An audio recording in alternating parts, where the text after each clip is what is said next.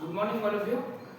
હું સરકારી ઉચ્ચતર માધ્યમિક શાળા રાપરમાં છેલ્લા 4 વર્ષથી વોકેશનલ ટ્રેનર તરીકે ફરજ બજાવું છું. આજના આપણે વિડીયોમાં ધોરણ 9માં સેશન 1માં આપણે રિટેલિંગનો પરિચય મેળવીશું. તો રિટેલિંગના પરિચયમાં શું વસ્તુ આપણે જાણવાની છે? તો એક તો રિટેલિંગનો અર્થ, રિટેલનું કાર્ય અને રિટેલરની વ્યાખ્યા. આટલી 3 બાબતોના મુદ્દા આપણે ધ્યાનમાં લેવાના છે. તો જોઈએ રિટેલિંગનો પરિચય.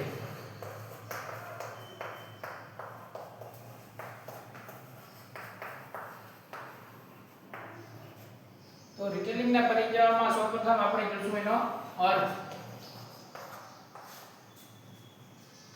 તો રિટેલિંગનો સિમ્પલ અને સાધારણ અર્થ થાય છે છૂટકમાં વેચાણ કરવું, એટલે છૂટક વેચાણ.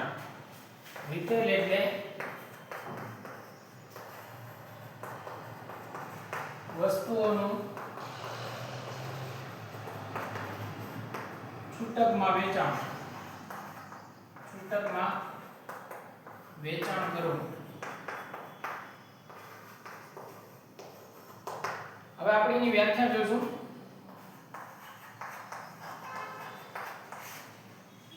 તો રિટેલિંગની વ્યાખ્યામાં એવું છે કે રિટેલર એટલે જે માલ વેચનાર છે, રિટેલર છે, એ રિટેલર એક એવો વ્યક્તિ છે જે હોલસેલર અથવા જથ્થાબંધ વેપારી પાસેથી માલ સામાનની ખરીદી કરી અને પોતાના સ્ટોર પર લાવી એની ગોઠવણી કરી અને જ્યારે ગ્રાહક આવે ત્યારે ગ્રાહકને તેની જરૂરિયાતની માત્રામાં એટલે કે છૂટકમાં પ્રમાણમાં વસ્તુઓનું વેચણી કરે તેને રિટેલ કહેવાય.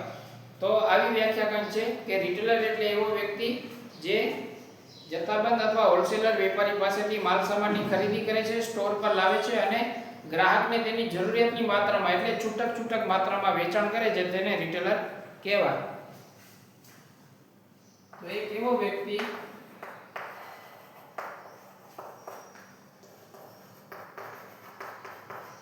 જે હોલસેલર પાસેથી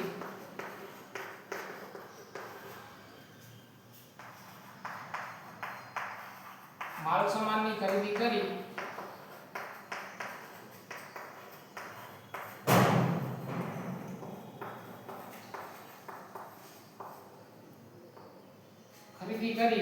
અને તેને સ્ટોર પર લાવીને જ્યારે ગ્રાહક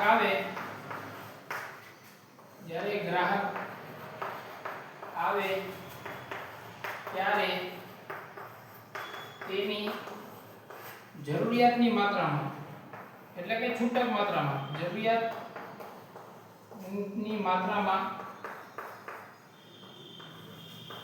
માલ સામાનનું વેચાણ કરે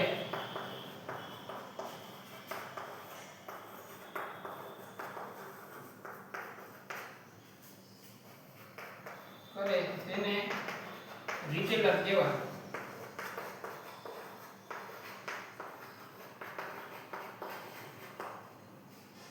તો રિટેલર એવો વ્યક્તિ છે કે જે હોલસેલર પાસેથી માલ સામાનની ખરીદી કરી પોતાના સ્ટોર પર લાવે છે અને જ્યારે ગ્રાહક આવે છે ત્યારે એની છૂટક વેચાણ કરે છે, એટલે ગ્રાહકની જરૂરિયાતની માત્રામાં વેચાણ કરે છે, એટલે તેને રિટેલ કહેવાય.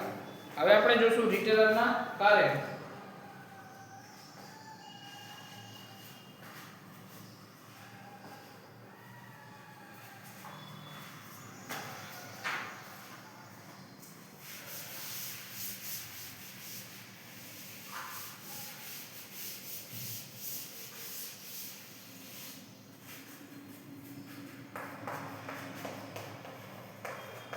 રિટેલરના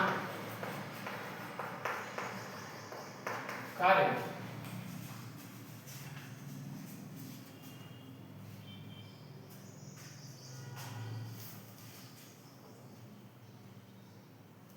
તો પહેલું કાર્ય છે જથ્થાબંધ વેપારી પાસેથી ખરીદી કરવી.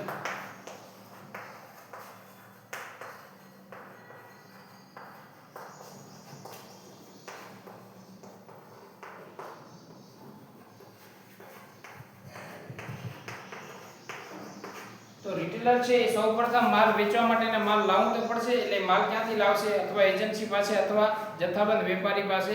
તો એ સૌપ્રથમ પોતાના સ્ટોરમાં કેટલા માલની જરૂર છે ને કેટલો માલ એ પોતાના સ્ટોર પર સંગ્રહ કરી શકે છે, કેટલી એમની સ્ટોરની ક્ષમતા છે, એની પાસે મૂડી કેટલી છે, તેના આધારે એ શું કરશે? જથ્થાબંધ વેપારી પાસે માલની ખરીદી કરશે. આ એનું પહેલું કામ. બીજું કામ શું છે? ગ્રાહકોને ઉત્પાદન વિશે માહિતી આપવી. ગ્રાહકને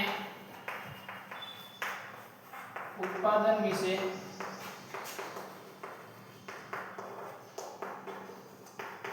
માહિતી આપવી.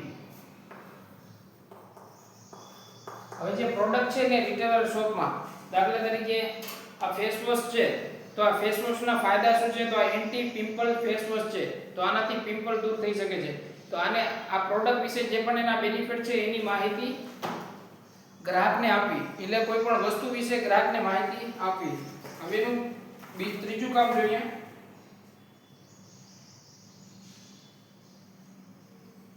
ગ્રાહકની સેવાઓ પૂરી પાડવી. ગ્રાહકને સેવાઓ પૂરી પાડવી. તો કેવી સેવાઓ?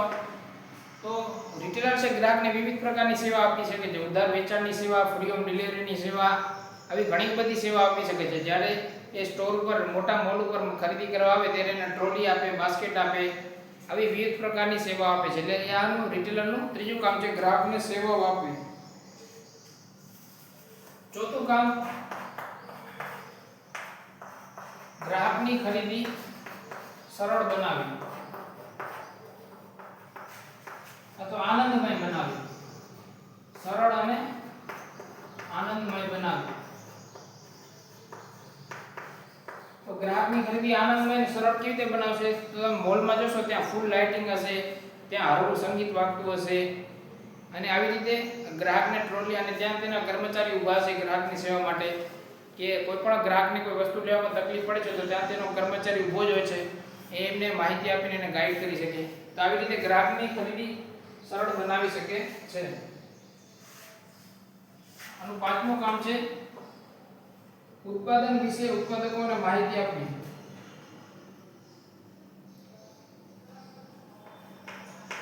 ગ્રાહકોની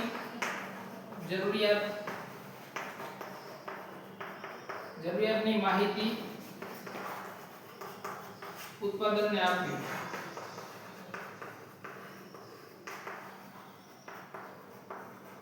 આ ઉત્પાદન એટલે જે મેન્યુફેક્ચરર જે વસ્તુ બનાવે છે એ ઉત્પાદન, કે ગ્રાહકને કોઈક વસ્તુમાં ઓછી માત્રામાં જોઈએ છે, વધારે માત્રામાં જોઈએ છે, તો એ રિટેલરને ઘણી ખબર હોય કે ગ્રાહકની મેન્ટાલિટી કેવી છે ને ગ્રાહકો કઈ વસ્તુની કઈ માત્રામાં વધારે ડિમાન્ડ કરે છે.